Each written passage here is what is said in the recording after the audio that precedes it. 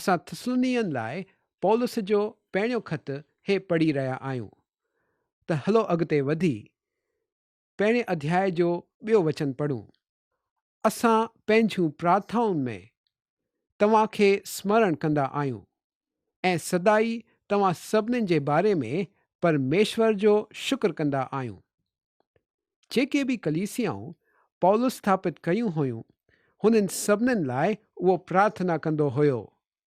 पौलुस जे प्रार्थना जी पर्ची ॾाढी लंबी हुई ऐं हुननि माण्हुनि जी खोज करणु जंहिंजा नाला पर्चीअ में हुया हिकु रुचिकारक अभ्यास थींदो। तव्हां हे ॾिसी अचंभे में पइजी वेंदव त केॾनि ई कलीसियाऊं शख़्सनि ऐं गठनि लाइ पौलुस प्रार्थना कंदो हुयो। सदाई तव्हां सभिनीनि जे बारे में परमेश्वर जो शुक्र कंदा आहियूं। पौलुस हिन कलीसिया लाइ घणनि ई कारणनि जे वजह सां शुक्र मञींदो हुयो। सभिनीनि खां अहम वजह हे हुई त उहे हिकु मिसाल हुया। हे हिकु आदर्श कलीसिया हुई। अॻिते जो 3 वचन इहो बाइबल मां उहो हिकु अद्भुत वचन आहे ऐं हे हुन नमूने जो अनुसरण आहे जेको पौलुस जे हर लेख में पायो वेंदो आहे। उहो 3 हिन अंक या त्रैकीय ते ज़ोर ॾिए थो। थिस्सलुनीअनि जो पहिरियों ख़त जो पहिरियों अध्याय ऐं 3 वचन।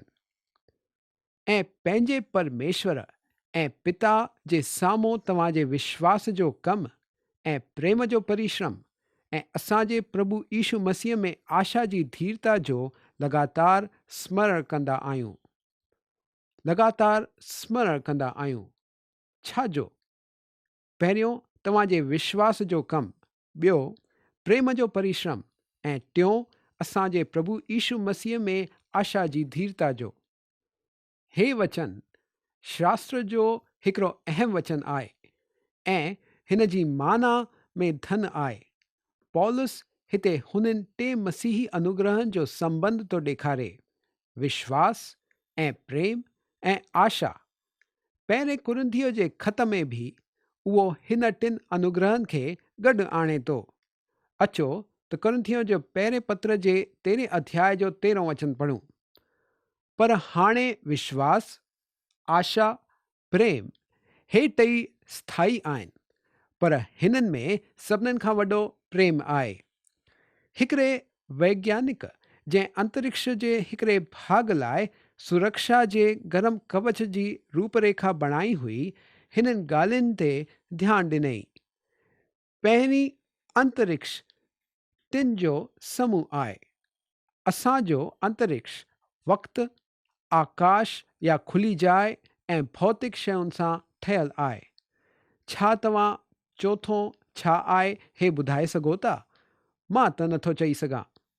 ॿी ॻाल्हि, वक़्तु बि 3 जो समूह आहे: भूतकाल, वर्तमान काल ऐं भविष्य काल। टी ॻाल्हि, खुली जाइ हे लंबाई, चौड़ाई ऐं ऊचाई हिननि में विभाजित आहे। मापण जो चौथो पहलू त शायदि ई कोन्हे। तव्हां ऐं मां जेके विश्व में या अंतरिक्ष में रहंदा आहियूं, हुन ते त्रिक जो छाप आहे। रुचीअ जी ॻाल्हि आहे त परमेश्वर जो वचन बि साॻी ई ॻाल्हि कंदो आहे। पौलुस इंसान जे बारे में हुन जे त्रिक हुजण जी ॻाल्हि कंदो आहे।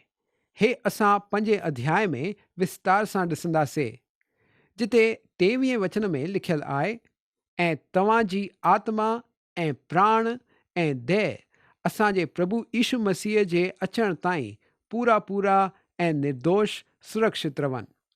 हे असांखे ॿुधाए थो त इंसान 3 जो समूह आहे।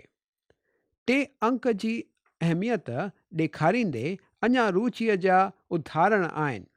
मिसाल जी तौर ते तव्हां उत्पत्तिअ जी किताब में ध्यानु ॾींदो हूंदो त आदम जे छरो 3 पुटनि जा नाला ॾिनल आहिनि: कैन, हाबेल ऐं शेठ। आदम ऐं हवा इंसानी जातीअ जी शुरूआति कई ऐं शायदि हुननि खे 100 अञा ॿार हूंदा, पर छरो 3 जो ई नालो ॾिनल आहे। हिन वचन में पौलुस असल में मसीही ज़िंदगीअ जे 3 अनुग्रहनि जी ॻाल्हि थो करे। विश्वास जो कमु इहा भूतकाल जी ॻाल्हि आहे। प्रेम जो परिश्रम हे वर्तमान जो आहे ऐं आशा जी धीरता हे भविष्य जो आहे। हे मसीही विश्वासीअ जो जीवन चरित्र आहे ऐं मसीही ज़िंदगीअ जा स्थाई, अटूट ऐं अनंत लक्षण आहिनि। विश्वास, आशा ऐं प्रेम हे भाववाचक संज्ञाऊं आहिनि। उहे ॼण त हुते किथे मथे आहिनि, पर असां हिते हेठि आहियूं। असां हिननि खे आकाश मां ऐं सिद्धांतनि मां ॿाहिरि कढी ज़िंदगीअ जी असुलियत में कीअं आणूं?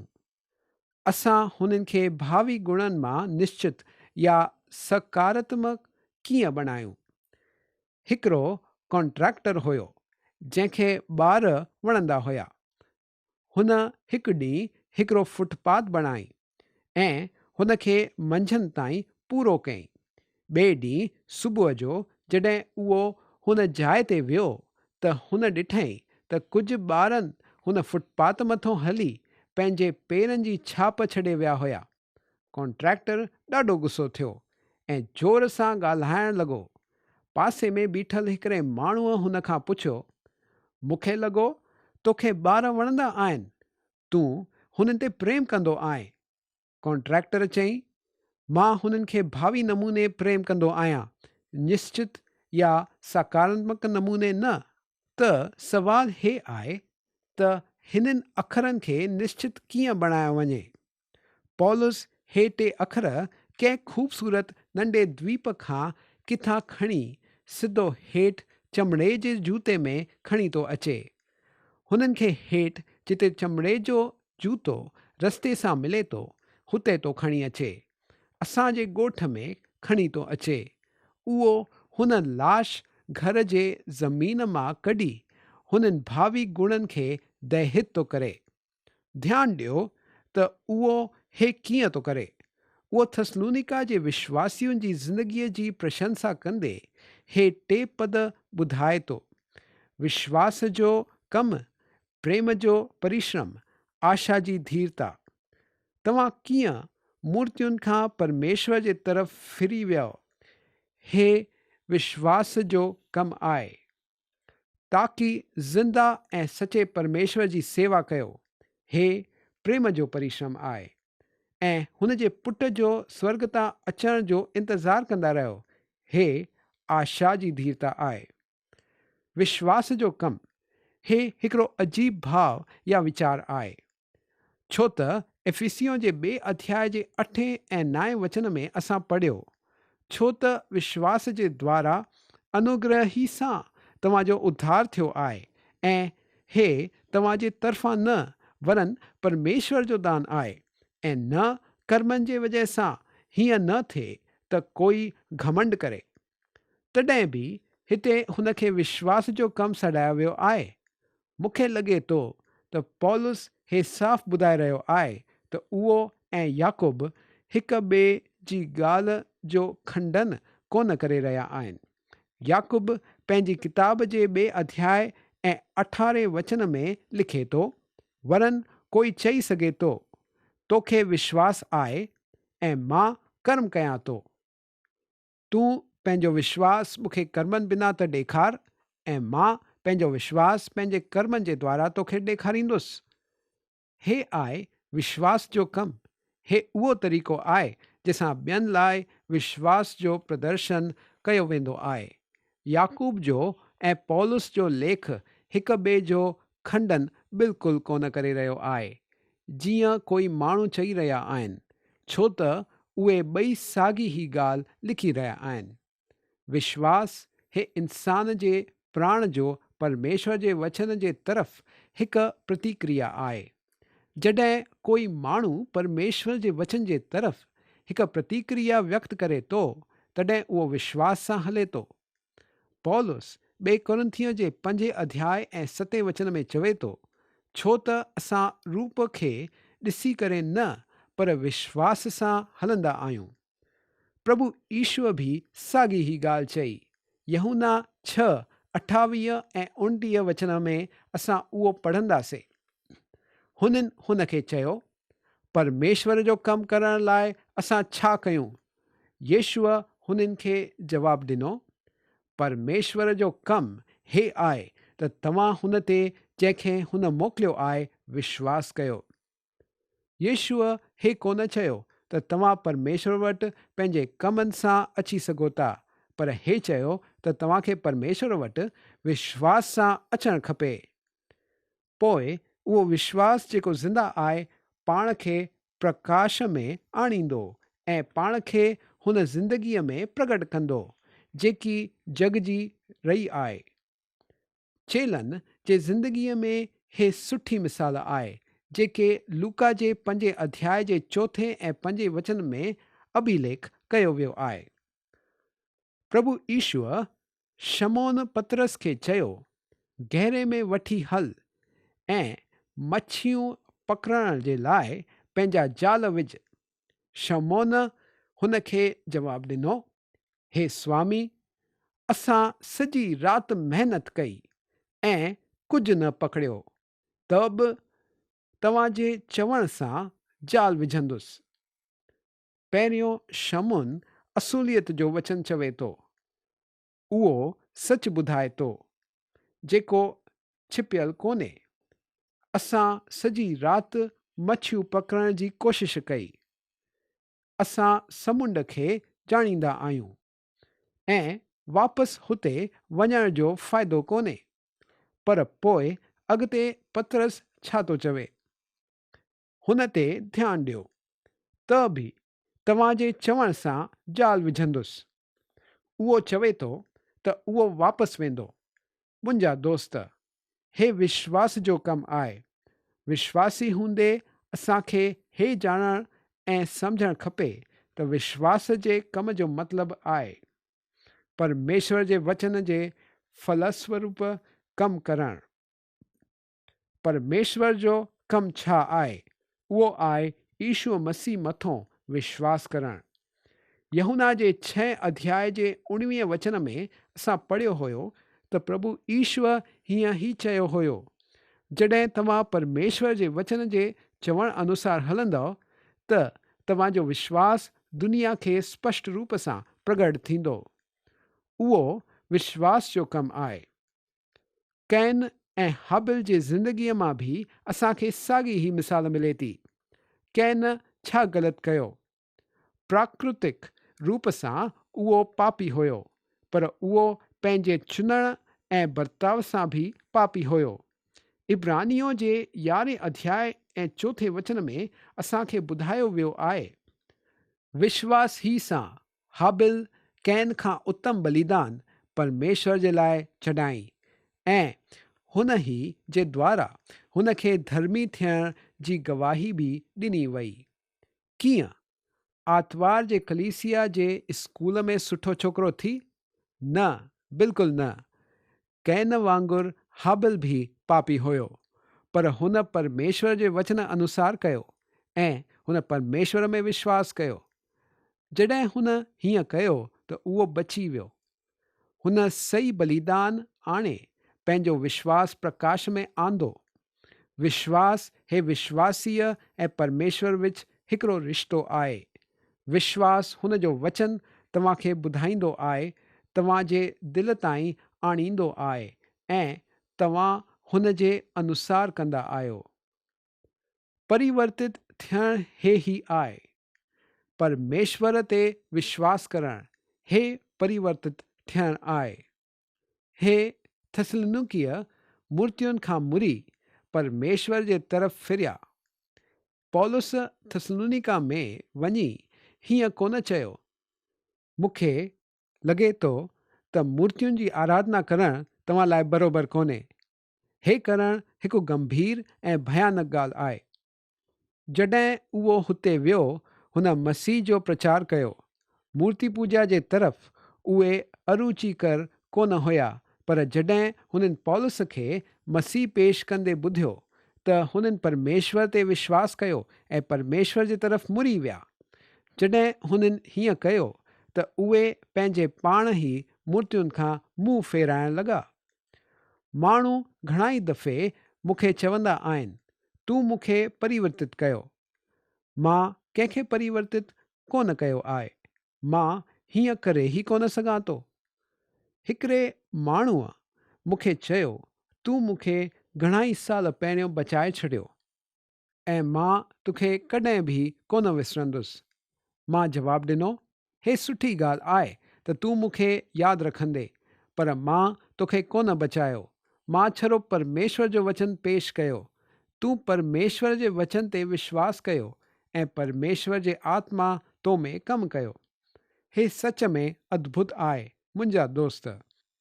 पौलुस थिस्सलुनीअन जे विश्वास जे कम खे बि हमेशह यादि कोन कंदो हुयो, पर हुन जे प्रेम जे परिश्रम खे बि। हाणे प्रेम जो परिश्रम छा आहे? परमेश्वर प्रेम सां उद्धार कोन ॾींदो आहे, उहो अनुग्रह सां उद्धार ॾींदो आहे, जेको प्रेम जो अभिनय आहे। परिश्रम ऐं प्रेम शायदि गॾु कोन समाईंदा आहिनि, पर प्रेम परिश्रम कंदो ऐं जॾहिं उहो कंदो त उहो परिश्रम कोन लॻंदो। मां हुन नंढी छोकिरीअ जी मिसाल दोहिरायां थो, जेका हिकिड़े भारी किके खे झले हली रही आहे। गुज़रंदे हिकिड़ो माण्हू हुन खां पुछे थो, छा हे ॿारु तुंहिंजे लाइ गौरव कोन्हे? हुन नंढी छोकिरीअ जवाबु ॾिनई, अरे न, हे त मुंहिंजो भाउ आहे। प्यार दुनिया में ॾाढो फ़र्क़ु आणींदो आहे, बदिलाव आणींदो आहे। परिश्रम जॾहिं प्रेम जो हूंदो आहे त उहो परिश्रम कोन रहंदो आहे। यूहन्ना जे 14 अध्याय जे 15 वचन में प्रभु ईश्वर हिकदमि सिधो चयो, अगरि तव्हां मूंसां प्रेम रखंदा आहियो त मुंहिंजी आज्ञाउनि खे मञींदव। अगरि तव्हां हुन ते प्रेम कोन कंदा आहियो त तव्हांखे हुन जूं आज्ञाऊं मञणु ऐं हुन जे अनुसार हलणु हिकिड़ी कष्ट भरी ऐं थक भरी ऐं उबाऊ ॻाल्हि लॻंदी। तव्हांजे परिश्रम जी कोशिश ई बेकार थींदी। रस्तनि तां गुज़रंदे असां सुबुह जो केॾनि माण्हुनि खे कम ते वेंदे ॾिसंदा आहियूं। ध्यानु ॾियण जी ॻाल्हि आहे त को बि ख़ुशि कोन नज़र ईंदो आहे। सभिनीनि जे चहिरे ते हिकिड़े क़िस्म जी गंभीरता हूंदी आहे। उहे चिंतित ऐं व्यस्त हूंदा आहिनि। 100 मां 99 माण्हू हुन कम ते वेंदा नज़र ईंदा आहिनि जेको करणु हुननि खे बिल्कुलु कोन वणंदो आहे। जेको कमु असांखे भाईंदो आहे उहो करणु कहिड़ी अद्भुत ॻाल्हि आहे। तॾहिं उहो प्रेम जो परिश्रम हूंदो आहे। अगरि अॼु प्रभुअ जो कमु करणु तव्हांखे हिकु बोझो थो लॻे त मुंहिंजो विश्वास आहे त प्रभु ईशू तव्हांखे चवंदो, छॾे ॾे भाउ, कोन कर, तूं हिन जी फ़िक्र कोन कर। उहो अहिड़ो कमु नथो चाहे। असांखे हुन ते प्रेम करणु खपे। पोइ जेको कुझु बि असां हुन लाइ कंदासीं उहो प्रेम जो परिश्रम थींदो। हिकिड़े विश्वासी जे ज़िंदगीअ जो इहो हिकिड़ो अहम लक्षण हुजणु घुरिजे। हिकिड़ो परमेश्वर जो महान सेवक D.L. मूडी कम तां पंहिंजे घर मोटियो। हुन जे घर वारनि हुन खे चयो, पंहिंजी ईंदड़ बि सभा रद्द कयो, तव्हां अहिड़ा थकल था लॻो ऐं असांखे ख़बर आहे त तव्हां ॾाढो थकिजी पिया आहियो। हिन ॻाल्हि ते सेवक जी हिकु ख़ूबसूरत प्रतिक्रिया हुई। D.L. मूडीअ चयईं, मां कमु कंदे हुन में थकिजी पियो आहियां, पर कम खां थकियो कोन आहियां ऐं तंग कोन थियो आहियां। मां तव्हांखे ॿुधायां थो दोस्त, परमेश्वर जो कमु कंदे कम में थकियल हुजणु हिकिड़ो अद्भुत अनुभव आहे, पर असांखे परमेश्वर जे कम खां कोन थकिणो आहे। परमेश्वर जे तरफ़ प्रेम आज्ञाकारी थियण सां प्रगट थींदो आहे। हिकिड़ो समर्पित मसीही हुजण जी ॻाल्हियूं ॿुधी ॿुधी मां उबजी वियो आहियां। अगरि तव्हांखे समर्पित थियण जो दावो करणो ई आहे त मुंहिंजा भाउर इहो साबित करे ॾेखारियो। पंहिंजे प्रेम सां साबित कयो, जेको पाण खे परमेश्वर जे तरफ़ आज्ञाकारी थियण में प्रगट कंदो आहे।